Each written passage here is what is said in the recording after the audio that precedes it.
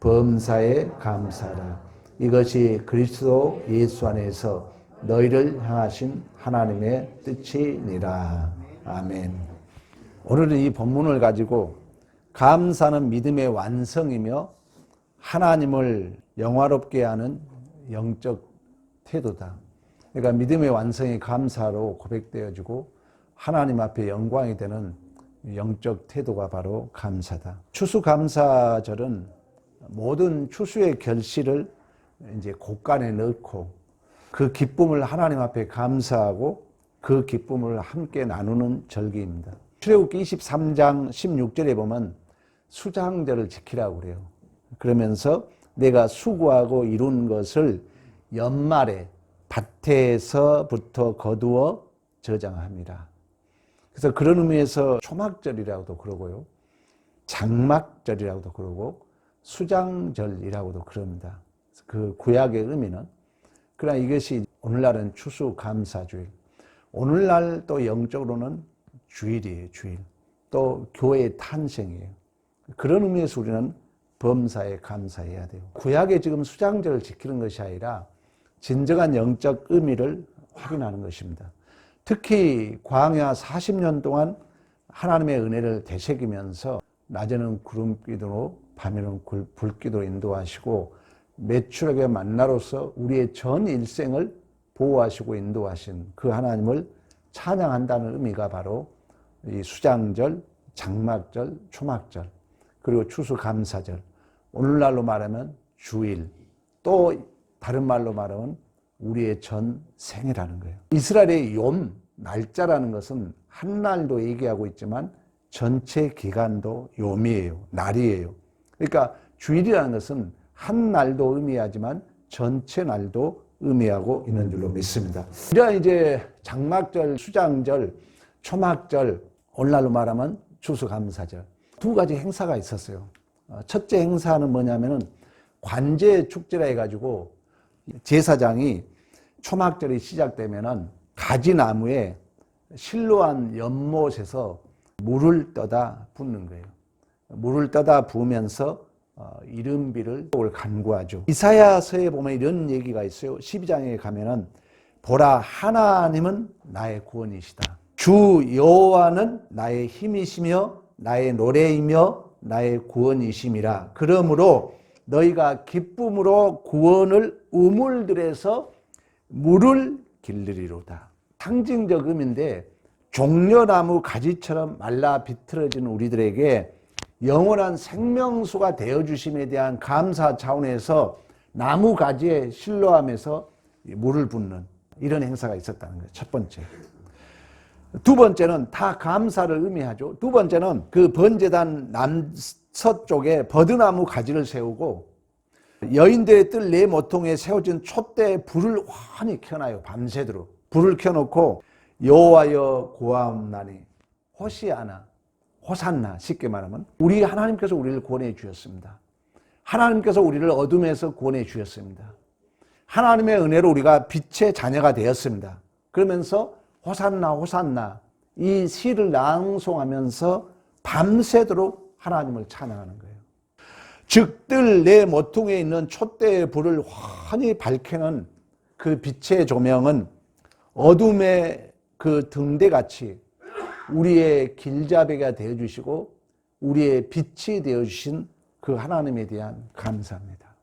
우리가 추수감사의 의미라는 거예요. 영적 의미, 이게 결실의 의미도 있지만 우리의 생명수가 되어주신 하나님에 대한 감사, 우리의 빛이 되어주신 하나님에 대한 감사.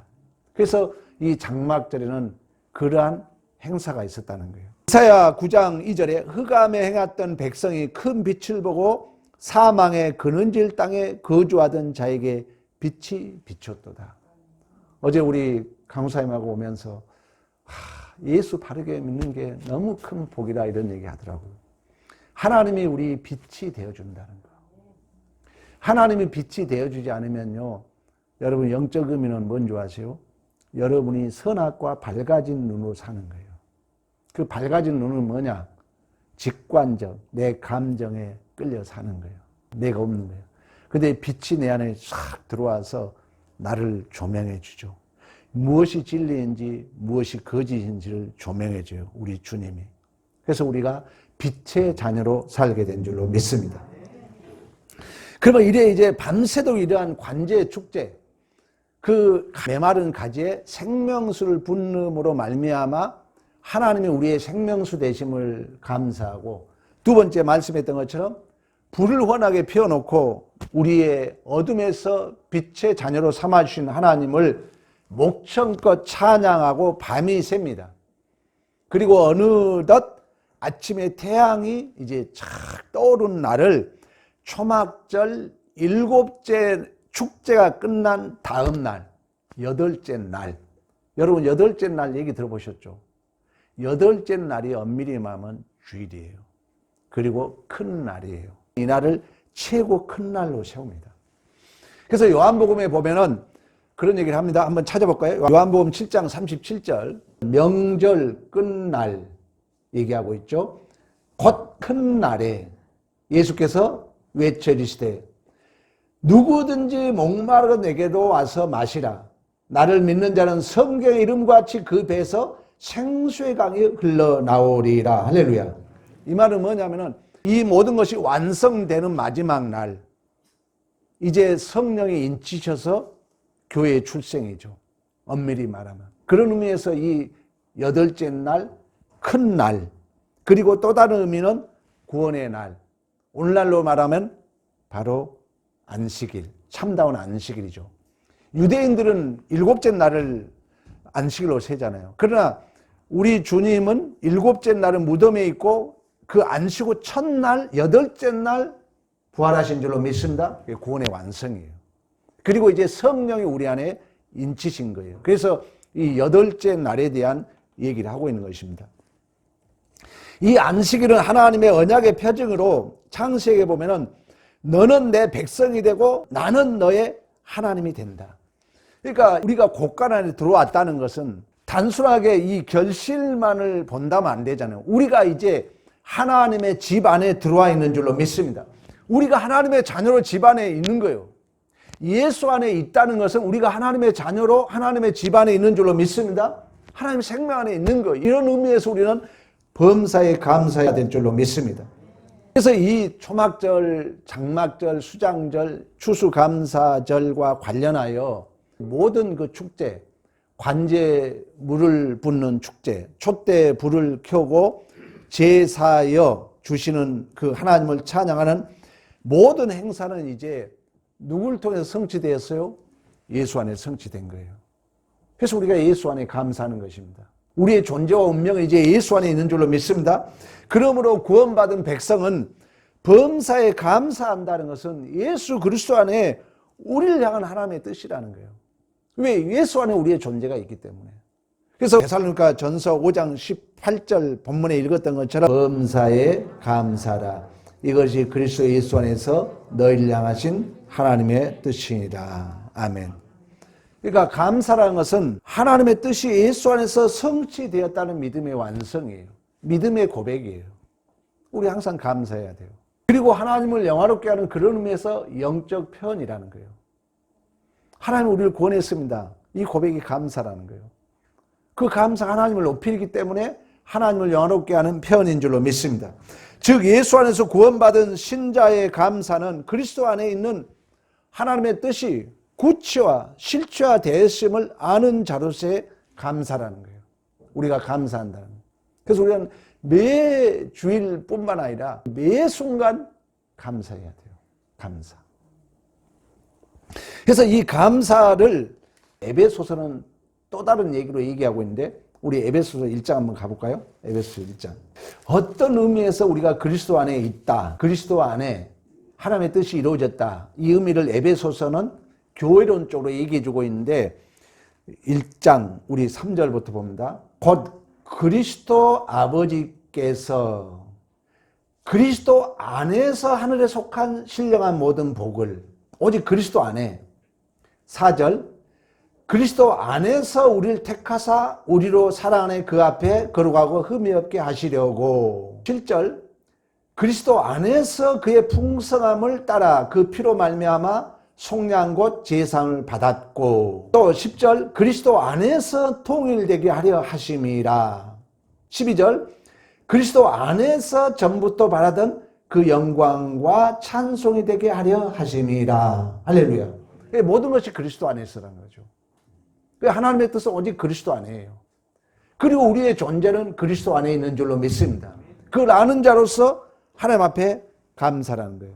그러면 하나님께서 우리에게 주시고자 하는 모든 복이 그리스도 안으로 전제되고 있다면 예수 안에 구원받은 백성의 믿음의 완성, 신앙 고백의 최고의 태도는 감사인 줄로 믿습니다. 감사하지 아니할 수 없죠. 왜? 우리는 그리스도 안에 있기 때문에. 아버지께서 모든 복을 예수 안에 줬고 우리가 예수 안에 있기 때문에. 그래서 범사에 감사라.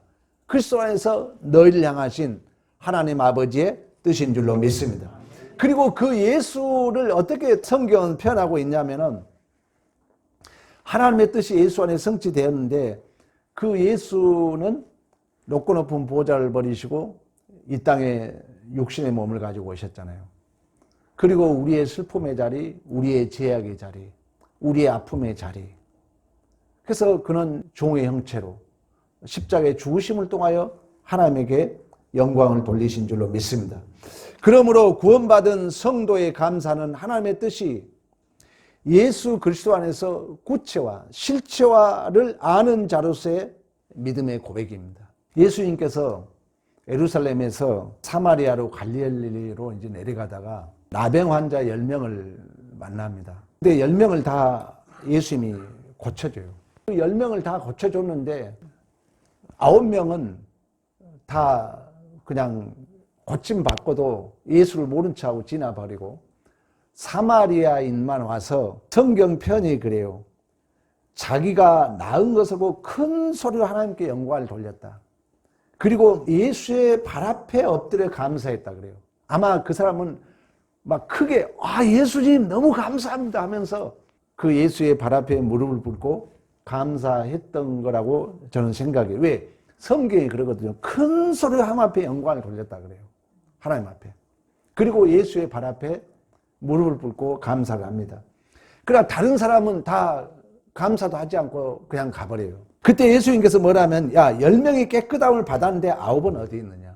참 하나님 앞에 감사한다는 것이 이 숫자로 보면은 막연한 감사를 해서 안 된다는 거죠. 예수 안에서 하나님이 너희를 향한 뜻이라는 게 무엇을 우리가 알자는 거예요. 이 나병 환자 10명 중에 9명은 그걸 모르는 거예요. 그러니까 예수님께서 치료해 줬는데 물론 당시에 뭐 병고침이 많이 있었잖아요. 그러니까 다 그냥 가버린 거예요. 예수를 모른 채 하고. 그때 예수님께서 뭐라면 10명이 깨끗함을 받은 9이 어디 있느냐. 이방인 외에는 하나님께 영광을 돌리려 올 자가 없느냐 하면서 내 믿음이 너를 구원했다 그러거든요. 그러니까 여기서는 감사가 구원의 조건이 아니에요. 진실로 예수를 아는 자의 진정한 고백인 줄로 믿습니다. 감사라는 것이 어떤 구원의 조건이 아니라 진실로 구원을 아는 자는 감사할 수밖에 없다는 것입니다. 예수를 아는 자는 감사할 수밖에 없는 줄로 믿습니다. 구원이 그렇지 않습니까? 하나님께서 고칠 수 없는 병을 고치시고 여러분 고칠 수 없는 병을 고쳤다 해봐요. 얼마나 감사하겠습니까? 우리가 죽을 수밖에 없는 죄와 사망의 비참한 인생들을 영생과 영광으로 이끄신 이 일들을 하나님은 예수를 통해서 하신다는 거예요. 예수를 통하여. 하나님 아버지 뜻이 예수를 통하여 이루어졌던 것처럼 이제 다시금 예수 안에 있는 우리들은 그 아버지 뜻이 다시금 교회를 통하여 우리 자신들을 통하여 이루어지고 있는 줄로 믿습니다. 그러므로 하나님을 알고 하나님께서 베푸신 은혜를 아는 기쁨과 즐거움을 누리는 가장 큰 마땅한 표현 방식은 감사라는 거예요. 감사. 우리의 고백이에요. 여러분이 구원받았다는 걸 안다면 감사한다는 거예요. 내가 예수 안에 있다는 것을 안다면 감사하지 아니할 수 없다는 거예요. 이처럼 예수 안에 구원받은 자의 감사는 단순한 감정이 아니라는 것입니다. 하나님의 능력과 뜻과 마음을 바라보고 감사하게 되면은 하나님이 누구신가를 알게 되고 또 하나님이 누구신가에 대한 의문을 갖게 되고 또 하나님께서 베푸신 은혜가 작동되기 때문에 당연히 우리의 존재가 하나님을 영화롭게 하게 되고 당연히 그 안에서 우리는 감사가 격발될 수밖에 없음을 성경은 말씀해 주고 있습니다. 그래서 하이델베르그 지난주 공부했던 것처럼 하나님의 창조와 섭리를 아는 자의 유익이 뭔가? 여러분이 하나님을 알고 하나님의 우주 만물을 창조했고 하나님이 예수 안에서 우리의 구속을 이루셨고 그 확정으로 성령을 우리에게 보내주셨고 지금도 하나님의 우주 만물을 다스리고 보존해 가시고 통치해 가시는 이 섭리를 아는 자에게 우리에게 유익이 있어야 될 거 아니에요. 우리의 복이 뭐냐? 그걸 이 교리 문답은 어떻게 설명해 주냐면은 모든 곤란한 형편에서 우리가 인내할 수 있다는 거예요. 이 하나님의 뜻을 안다면. 그리고 두 번째가 뭐냐면 감사하게 된다는 것입니다. 그러니까 우리의 존재는 예수 안에 있기 때문에 범사에 감사해야 돼요. 초막절의 두 가지 행사, 마른 가지에 생명수를 부었던 것처럼 불을 켜놓고 하나님이 우리의 구세주라고 호산나를 외쳤던 것처럼 그 모든 것이 예수 안에 이루어졌다는 거예요. 그리고 다시금 우리의 존재가 예수 안에 있는 걸 안다면은 우리는 감사하지 아니할 수 없는 줄로 믿습니다. 그리고 모든 것이 하나님의 능력과 사랑과 그 뜻 안에 있음을 아는 자로서의 하나님을 신뢰하게 되고 그 믿음의 표현은 감사라는 것입니다.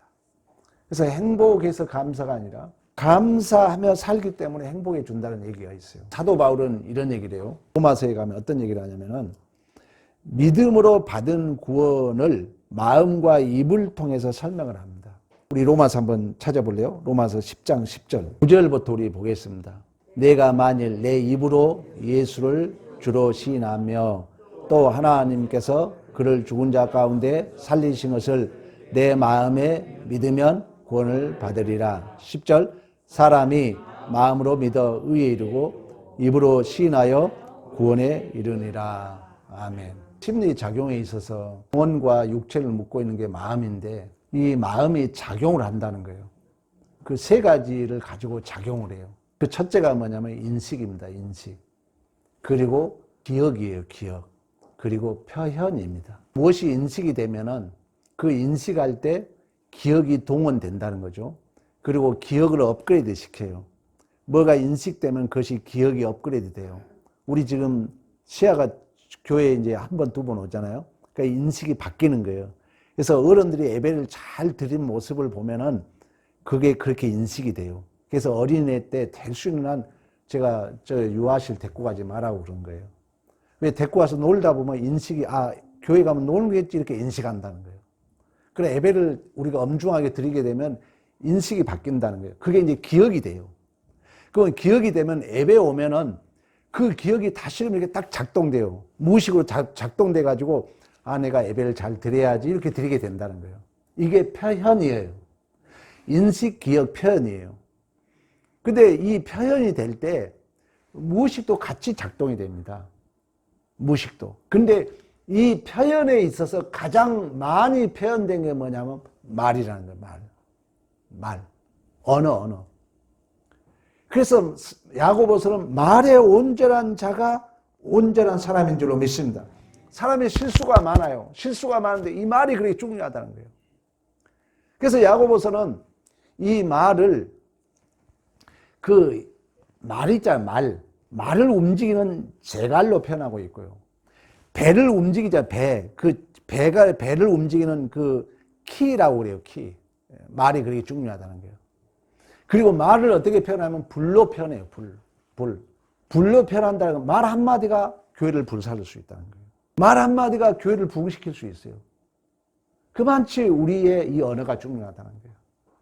그러면 하나님 앞에 오늘 우리 제목이 믿음의 완성이라는 얘기는 우리의 믿음의 고백의 감사라고 표현된다는 거예요. 감사. 근데 이 죄에 찌든 우리의 본성은 감사보다도 원망과 불평하기가 쉽거든요. 또 밝아진 눈은 뭐예요? 선악과 눈이거든요. 자꾸 옳고 그렇다로 따지고 싶은 게 우리의 죄의 본성이에요. 그러다 보면 우리의 입술이 자꾸 좋은 점을 본 게 아니라 나쁜 점만 보게 된다는 거예요. 아주 고쳐야 됩니다. 그래서 제가 지난주에 감사는 구체적으로 하라는 거예요. 기술적으로 하라는 거예요. 기술적으로. 과학적으로 하라는 얘기예요. 근데 반드시 연습하지 않으면 자리를 잡지 않습니다. 기독교인들은 이제 옳은 진리를 배우잖아요. 그럼 이 진리 가지고 좋은 것 말하기도 너무 바쁜데 좋은 얘기를 못하고 다른 얘기 할 수 있다는 거예요. 그래서 이것은 훈련하지 않으면 안 된다는 거예요. 우리의 감정을 막연하게 맡기면 안 됩니다. 우리의 언어 습관을 막연하게 맡기면 안 돼요. 기술적으로 해야 돼요. 혀를 때로는 깨 물더라도 좋은 기술적으로, 과학적으로, 구체적으로 하지 않으면 우리는 쉽게 직관 능력으로 한다는 거예요. 이것은 거의가 무의식의 리모컨에 끌려갈 수 있어요. 우리 팍 작동되는 이 무의식은 기술적이지 않습니다. 그러면 나도 모르게 탁 뱉어내거든요. 그럼 이제 훈련이, 이게 훈련되면은, 이건 제가 한 얘기가 아니에요. 어느 심리학자가 그랬어요. 80%, 90%가 무의식의 리모컨에 놀아난다는 거예요. 그래서 여러분들이 내 감정 관리를 기술적으로 해라. 내 감정 관리를 구체적으로 해라. 내 감정 관리를 과학적으로 해라. 그래야 우리의 감정이 성령의 인도함을 받아요. 우리의 마음 안에 성령이 함께 하신 줄로 믿습니다. 입으로 소리내는 그 감사를 자주 내면요, 청각을 통해서 뇌에 전달돼요. 뇌에. 그래서 내 안에 자꾸 감사가 각인이 되는 거예요. 그러면 이제 뇌에 전달돼가지고 우리의 감정이 감사하게 바뀐다는 거예요. 감사를 하게 되면 우리의 첫째 변하는 게 우리의 인색한 마음이 있잖아요. 인색한 마음. 딱 정해놓고 사는 거 있잖아요. 이 마음이 변한다는 거예요. 감사해야. 감사하면 이게 내가 감사하게 되면 귀에 들리잖아요.